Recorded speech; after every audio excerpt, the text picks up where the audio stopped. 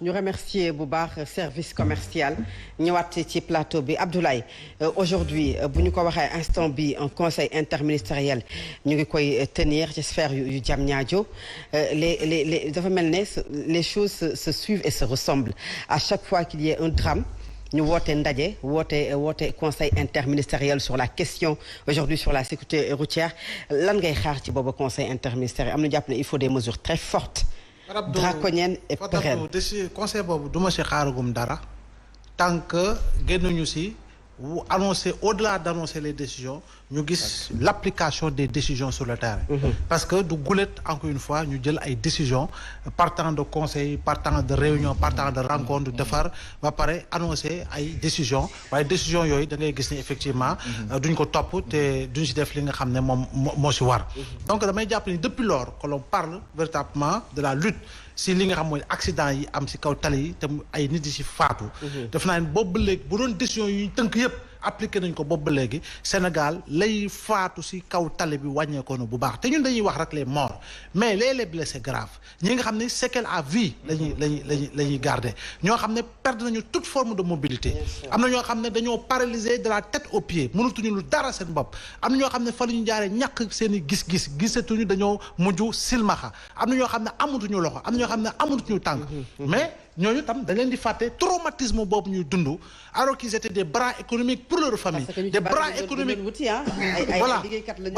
des bras économiques pour le pays def naa ni loolu bu ñu ko ñàkkee leen ci anam yii def naa ni nag war nañu mën a dertu ginnaaw encore une fois pour xool lan moo di décision yu ñu war a jël te décision comme ni nga ko waxee drastique et draconienne il faut que le bâton puisse sortir mais Fadab do encore une fois boo ñëwee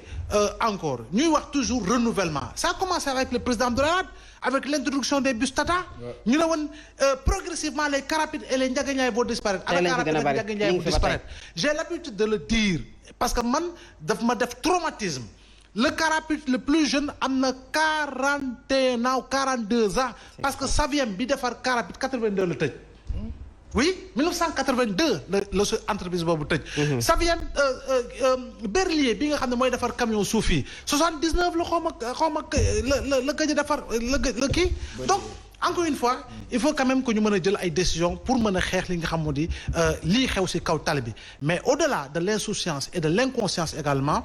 war nañu mën a am ay caméras te président Macky Sall waxoon na ko. yoo xam ne dañ koy posé ci tali bi muy mën di surveiller di mën di flasher ngay mën di jot amende mën di jël sanction mais waxoon na ko il y a pratiquement 3 ans ou 4 ans même. mais boobu ba léegi dara amu ci. tey nii limitation de vitesse da ngay gis ni ngay dugg ci dëkk nga gis ni vitesse ñu defal la 50 ni fii 50 kilomètres heure nga fay daw nga gis ko romb dëkk à 110 kilomètres wala 150 wala affaire demee noonu respecté wuñu ko encore une fois comment se fait-il que dans ce pays-là encore une fois que l'on puisse voir ay marchands ambulants yu nekk ci kaw autoroute à péage di fa jaay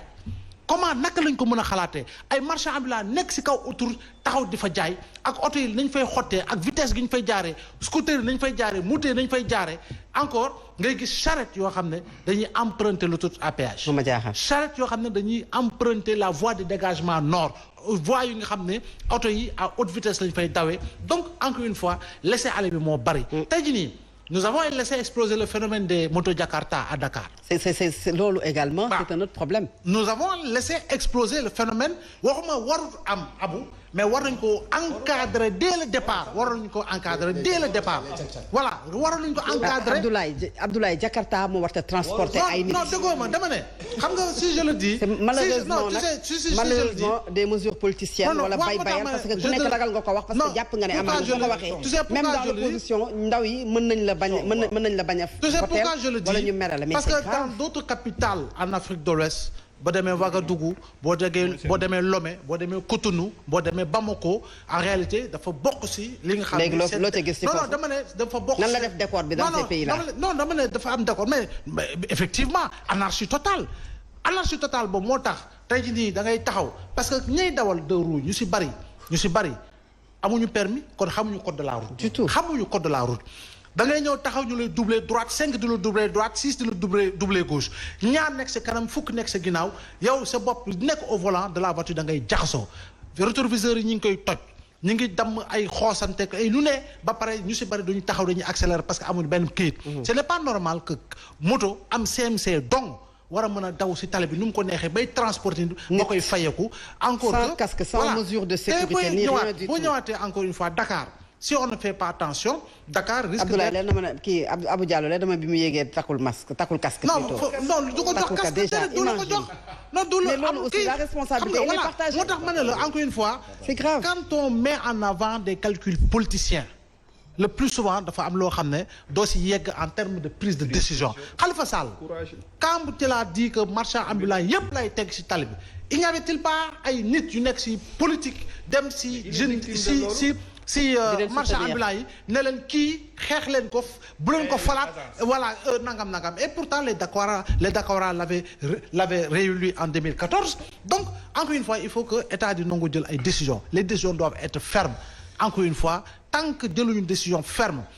lutter contre les lobbies surtout parce que lobbies yi dañoo bari il y a des lobbies autant si autorités yi il y a des lobbies dans le secteur des syndicats il y a le lobby dans le secteur des propriétaires des voitures donc lobby yooyu yëpp tamit bu fekkee ni état moom jëlul li nga xam mooy ferme décision ne man li ma soxal mooy sàmm bakkanu aadama sàmm sa bakkanu samay citoyens sàmm bakkanu mes administrés defe naa ni am na lu bari loo xam ne doo si tabbi ba koy nangu encore une fois te Fadabdou on ne doit pas accepter que ni car ak Ndiaga Ndiaye véhicule de transport di jóge Dakar dem Tamba ak feneen di am ay Versailles. c'est grave. amul oto boo xam ne di nga ko gis oto boo xam ne dafay jël porte bagage yépp si loo xam ne moom ak autouru camion bi autouru car bi ak autouru bagage yi ñooy tolloo. problème mooy day romb. chauffeur bii romb di gis di jaar si péage bagage yi mënul jàll nga gis apprenti yéeg di bës bagage yi pour oto bi jaar te yow dañ lay naan souvent si yenn point yi. hauteur de passage sous pont ne la 4 mètres 90 ou 5 mètres 10 affaire yooyu est-ce que chauffeur bi moom xam na ni lii effectivement c'est pas réglementaire par rapport ak li muy def moo tax it boo loo siy gis oto bi day perte toute forme d'équilibre tey ji nii li nga xam moo di centre de gravité oto bi amaana nu ko tubaab bi liggéey wala boog keneen nu mu ko liggéey chinois wala japonais nu mu ko liggéey ak li nga xam ne moom la war a jël en terme de poids lié justement au bagage defe naa ni xam nañ ko mais boo bëggee ñëw yow booy tukki Ibrahima booy dem Kaffrine nga bëgg yëpp xar yëpp ginaar yëpp boisson yëpp frigo yëpp congélateur yëpp lu ne nga dugal ko ci pour lan parce que da ngay gagner sur ça mais tout en exposant la vie des personnes que tu transportes et ta propre vie toi en tant que chauffeur ak ñi nga xam ñoo si liggéey mais il y a problème te oto warta mën a jógee Fadabdou rouler sur autant de kilomètres sans pour autant mu taxaw ak takk der war ko mën a arrêter war a mën a immobiliser oto bi ba na ko tànk wàcce woo ba respecter réglementation bi lii la ñu normé c'est-à-dire doo fi jógee encore que importation des pneus yi mais importation des pneus yi dañ koy continuer dund. yow di nga dem sax jënd ñu ne la pneu bu bees la fekk pneu bi toggaat nañ ko defaraat ko ba peinturaat ba mu ñuul kuku encore une fois nga daw si Ila Touba bi daw si autoroute à péage bi pneu bi ne tel c'est quoi le problème est-ce que aujourd'hui on ne devrait pas trouver des solutions alternatives xool yan pneu la ñuy war a permettre ñu dugg pour ñu mën ko jaay sur place pour éviter justement certains accidents parce que car bi itam pneu bi ngay wax surveillance défectueuse mais pneu boo xam ne arrière bi moo toj mais yow est-ce que yow di nga mën a mesurer yow boo demoon xool pneu bi est-ce que di nga xam nag pneu bi baax na wala baaxul donc il y a tous ces problèmes là alors comme si c'est-à-dire que personne ne contrôle absolument rien et tey lu muy nuru bu ñu déggee li Abdoulaye wax des passagers wala askan bi laissé à la merci maanaam dañ leen a bàyyi rek ak ñi nga xam ne ñooy chauffeurs yi ay chauffeurs bu ñu baal ma ci kàddu yi bu ñu ko sañee yenn saa yi ñàkk teggin lool yenn saa yi it jëmm ja nga xam ne moom la ñuy dawalee oto ba ak yenn saa yi ñenn ca ñoom pas tout le monde nañuy mel ak la ñuy jëfandikoo sans contrôle sans rien neexut a wax la corruption est là beaucoup de facteurs aujourd'hui yoo xamante ne est-ce que conseil ministériel bi jàpp nga dina ko indi solution non xam nga foofu sànq laa waxoon ma ne la man xaaruma dara ci état bi mësuma xaar dara ci conseil ministériel bi mësuma ko xaar ci ñoom duma ko xaar ci ñoom te góoma ne sénégalais yu bëri dana xaar ci ñoom loolu parce que gis nga Fatou ab réew dañ koy organiser suñu société bi dañ koo organiser am ay njiit yoo xamante ne ñun ñoo leen fal ñu leen yéenay doxal li nga xamante ne mooy suñu organisation ñoom ñu jaay ñu benn mot bu tudd la bonne gouvernance mais njiit da nga koy mat njiit da nga koy wane njiit da nga koy doxalee ñi ñuy wax nag que ñoom ñooy nekk ministre yeeg ñooy nekk député yeeg ñoo nekk maire yeeg ñoo nekk président yooyu yëpp ñu nekk ay njiit comme ni ñu koy waxee il faut ñu yaru ba pare doo mën a yare boo bëggee nekk njiit da ngay yaru yow ba pare doo yare maanaam da ngay am yow ay valeur morale yu nekk si yow da ngay am ay comportement discipliné yu nekk si yow ba pare nga mën a yare mais tey fii ñan ñooñu mën a yar suñuy njiit yoo xamante ne boo ko commencé si ñuy suuf ba si kaw bu la falee député nga commencé xoggaliku dootoo faale sa askan bu la falee maire nga commencé yaakaar ne yow ña la faloon yow nga jéem a dund si luxe bi bàyyi leen si pëccëxoo bi bu la falee ministre bu la wooy mënutu laa jot su la falee président yow nga jàppee sa bopp yow comme benn kenn ku jógee si kaw ciel bi wàcc si kaw asamaan si ñëw si askan bi alors que xamoon na yow dangaa war a ñëw ñu liggéey ak ñun ak yow pour nga mën ñëw teg si code ñu ànd ak yow si loolu mais fii ñaata nit ñoo fi nekk di waxante lu ñaaw yoo xam ne xale yaa ngi koy dégg ñaata nit ñoo fi nekk di waxante ay mots déplacés yoo xam ne ñi ñaa ngi koy dégg suñu jëlee li nga xamante ne mooy parce que askan dañu koy defar machine du moo defar nit moo defar machine. waaw mais également est-ce que aussi du nit ku nekk jamono ji yow yaay jël sa responsabilité. fa laay jëm boo xasee ba am yenn at yi ba tàmbalee liggéey. fa laay jëm da nga yor jikko sax xam ne sa jikko bii boo tuyeetee. fa laay jëm nga changé jikko bi nga def ma jox la benn yoonu ministre ak yoonu président ma jox la benn information. allez-y. gis nga ay jamono Dakar Dem Dikk amoon na ay bus yu tàkk yoo xam ne marque Tata la. waaw en même temps mu amoon ay bus de deuxième main yoo xam ne marque Volvo la. Volvo je me rappelle. est-ce que une chose xam nga ko. jamono jooju. bus Tata bi lu muy bees tàkk nga xam ne 0 kilomètre la. bien sûr. Le Volvo deuxième main coûtait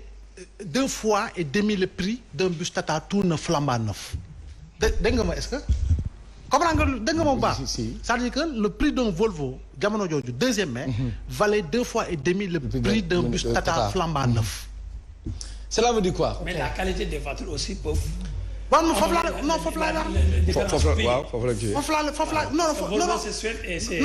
xam nga dama ko doon jox exemple boo xam ne auto volant boo xam ne dama ko doon jox exemple dama ko bëgg a jox exemple pour ne ko da ngay xool oto boobu kon naka lañ ko defaree si war respecter norme am sécurité am leneen ak leneen amortisseur air yoo xam ne bokkul ak amortisseur lame yoo xam ne boo duggee si pax defe naa ni Fat Abdoul voilà mi ngi noonu. léegi su ma bëgg soo gisee ma wax loolu mooy dama ne machine nit moo ko defar waaye machine deful nit kon nit ki nag nga war a tàggat léegi nag sànq yaa ngi wax ne egsi ay mesures yooyu xam nga sénégalais lu ñuy gën a soxla mooy ki nga xamante ne njiit bu nga xamante ne daf ñuy jëm a jaay discipline boo xamante ne moom dañu mën a yar Sénégal le pays a besoin d'éducation ferme le pays a besoin tout simplement de changement de comportement et de mentalité moo tax li nga wax sànq ku ci ñëw nag. foofu laa wax non un État il prend des mesures et il ne recule pas. non xaaral des mesures pour l'intérêt de tout il ne recule pas quant à jikko responsabilité comme li ma la laaj man muy yar gi muy teggin wi muy def li nga xam ne moom nga war a def nga xam ne boo demee Europe bala nga am permis fa ngay dat ak fa ngay jaar mais njuuj njaaj gi ci Sénégal pour nga am permis déjà ni mu yombee. visite technique amul dara loo xamante ne réglé nga ko fa loolu parfois responsabilité nit ñi la bu weesoo peut-être état foofu laa bëgg a waxee. je vous comprends pour ñu ñëw foofu. je vous comprends oui. mais dama ne xam nga tey par exemple sensibiliser en quelque sorte. xam nga boo waxee mesure par exemple Fatou boo waxee ay mesures yi ëpp solo si ñun mooy nga xamante da ngay teg nit ñi si yoon si code de conduite foofu laay waxee tey boo jëlee tey am na lu fi xewoon ba ki Demba Ndiaye à Linguère ñu gis hôpital Linguère boo xamante ne ay bébé ñoo fa faatu. mu xewaat Tiwaawan la ñu jël mesure mooy après jël ñi nga xamante ne ñoom ñooy les ñi nga xam ne ñooy responsable ñu sanctionné leen après ñooñu est-ce que nekkul ñu ngi liggéeyaat fi mu toll nii bëgg de moo ñëw la ay élèves ay xale doon jàng si école yi école tëj ñu jaxasee école ba ñu sanctionné quelques mois est-ce que xale yi nekkul di jàngaat bëgg de moo jaay la ñu wax fi mu toll nii nga xamante mooy stade Demba Diop daan woon na fi ñu def li ñuy def sanctionné est-ce que noonu nekkul ñu ngi liggéeyaat seen liggéey bëgg dem lañ tabax fii li nga xamante ne mooy si autour de l'émergence experts yi ñëw defar mu yàquwaat est-ce que sanctionné na c'est-à-dire mesures yooyu laa la wax Fatou Sénégal dañ see commencé sonn mooy ministre bi ñu ngi def ay conseil ministériel wala ñu ngi def li nga xam ne jam ñaari waxtaan après ñu ne jël nañ dogal bi du mujj fenn xamuñu lu ñu soxla ñun on a tout mais il nous manque une seule chose mooy la discipline on a tout mais il nous manque une seule chose mooy l'éducation on a tout mais il nous manque une seule chose mooy dañoo yaru yeneen dëkk yi foofu la ñu rawee moo tax ma ne la njiit bu ñëw jaay ñu loolu mën nga see avancé Sénégal dañ ko war a toggaat parce que lii jëmul kër lii mënuñu chaque mois ñu toog waxaat les mêmes choses nekkaat fii di nga wax sànq di jooy nekkaat dans l'émotion yaa ko wax sànq après ñu continuer la vie continue qu'est-ce qui nous manque mooy nous sommes des gens indisciplinés nous sommes une société indisciplinée léegi nag bu ñu jëlee si njiit yooyu ba pare man njiit yi dafa am lu ñu war a def ak ñun mooy njiit yi ñu war a teg si code jëm a ñëw fexe ñu war nañu nañu il faut prendre des mesures disciplinaires ñu code ñu taxaw si yaa ngi wax sànq waxi permis ka fay nekk am na ñu ko doon tegee moom mu géré wàllum permis ku fay jaar di nga def test bu baax def li nga xamante ne mooy li ñu laaj si loolu demal en France demal dans les autres pays européens booy def test pour avoir un permis boo faussé benn danaa la demal nga jàngiwaat ñëwaat boo faussé benn si li nga mooy conduite bi da ngay jàngiwaat mais fii wax nga ko sànq. am na ñu toog seen kër. ñu indi leen permis à qui la faute. am na ñoo xamante ne tey. Ibrahima yaa ngi ree de oto yi nga wax nii. yaa ngi ree oto yi nga xam moo am ne accident bi. boo demee sa kaam lay wax fan la ñuy génnee. oto yi am ne accident fan la ñuy génnee. ils sont passés par les ports. ñi fa nekk da leen fa teg kan moo leen waroon teg si code mais dafa waroon am disciplinaire bu ñu jëlee loolu yëpp la pare def faatu ñu jël si askan bi yaa ngi wax sànq Abdou da ngaa wax sànq lay déglu religieusement parce que dafa am lu ma si bëggoon a wax mooy ñun dafa am benn affaire boo xamante ne ñun foog ñu bàyyi ko ñun société sénégalaise mooy ñun dañuy jël affaire négligence affaire laxisme ba nar a yàq suñu bopp gis nga le temps est toujours précieux pour tout le monde mais le temps aussi ça se consacre xam nga ñun tey boo ñu mënee dëkk yi ci da ngay ko jun dama yàkkamti moo andi coow yëpp en Sénégal ñëpp a yàkkamti Sénégal yëpp a yàkkamti ku nekk boo jugee da ngaa yàkkamti bu ne la xaar benn oto nga ne mënuma ko xaar bul jël lii nga ne il faut nga dama yàkkamti pourtant yeneen dëkk yi dañoo am temps comme ñun mais ñun dañuy jël seen temps di ko consacrer tout ce qu'on appelle ça à leur vitalité c'est-à-dire ñun duñu teel a jug duñu teel a yeewu parce que boo amee rendez-vous 10 heures da ngay jóge sa kër 8h30 wala 9h bu dee yeneen dëkk yi fii nag 9h45 ngay jóg bëgg a ñëw grande gueule merci wala Ibrahima et bëgg yàkkamti Ablaye je parle sous votre contrôle allez-y en face à quel moment ils commencent à travailler à 4h du matin ils sont dans les bus dans les trains pour aller au travail ñun dañuy bàyyi bu 8h moins 5 ñëpp bëgg leen seen bopp nekk si kaw marché bi si kaw tali bi ne dañuy liggéey à 8h pile ñu xëy dugg et kenn du wax da nga wax sax France sori na boo demee Abidjan rek jeex na kenn du wax pour qui connaît kenn du wax c'est-à-dire que télé yeewu dafa bokk si kenn du wax nga jël tata mu fees dell nga ne wàcc leen xaar beneen ñu ne noonu yoo yàkkamti kenn du wax nga dañu def police bi mu ne la nga ne ko damaa yàkkam ne la démasteur kenn du wax ba loolu ba kañ kenn du wax léegi nag ñun fi may bëgg waxee mooy ñun dafa am benn problème bu nekk si réew mi aussi ñun suñu experts yi jàng nii fan lañu jàngee si ni les experts sénégalais fan la si ingénieur jaar ñun fan lañu jàngee wàllu expert boo jël lépp li sénégalais liggéey yaa jafe-jafe lépp li sénégalais liggéey yaa jafe-jafe kan moo liggéey stade Demba Diop yaa jafe-jafe kan moo liggéey pont de l'émergence yaa jafe-jafe kan moo liggéey li nga xam mooy kan moo andi matériel yi nga xamante moo nekk si hôpital yi Linguère yooyu ay sénégalais yaa jafe-jafe. Demba Diop ça a été inauguré en 63. waaw mais lu ma wax mooy te pourtant bizarrement boo jëlee li nga xamante ne mooy étranger ñoo ko liggéey jusqu'à présent mën na si teg loxo loolu moo tax je comprends parfois bu gars yi di wax la moo tax gars yi di joxe expertise étrangère parce que ñun dañoo jël fulla sa la ñuy liggéey ñun dañoo jël fayda si li ñuy def. mais est-ce que loolu sax est-ce que mën nañu ko teg foofu. waaw xaaral ma parce que tout simplement c'est un marché gagné par un Sénégalais. mais Sénégalais tali bi def noonu wala tali bi def noonu. mais Sénégalais bi aussi dafa war a fonk lañ koy jox. Sénégalais bi aussi dafa war a fonk lañ koy liggéeyloo. ñàkk fonk yi mooy andi gis nga bis yi am accident xoolal bis bi am accident bi dama nga xool ji ba muy jugee réew ba mu jugee kan moo si dolliwaat Versailles bi kan moo si dolliwaat yeneen yi nga xamante ne wala si woon a dugg. Sénégalais koy def kenn du wax est-ce que xam nga benn affaire que dans les autres pays surcharge bi duñ ko dangu. mais dañ koy bàyyi Sénégal koy def kenn du wax. et après léegi on veut avancer comme ça boo jëlee tataay yi ngay wax nii mais Versailles amul woon si bisi bi ñuy ñëw ñun ñoo ko demande suude ko collé ko si def ko si kenn du wax.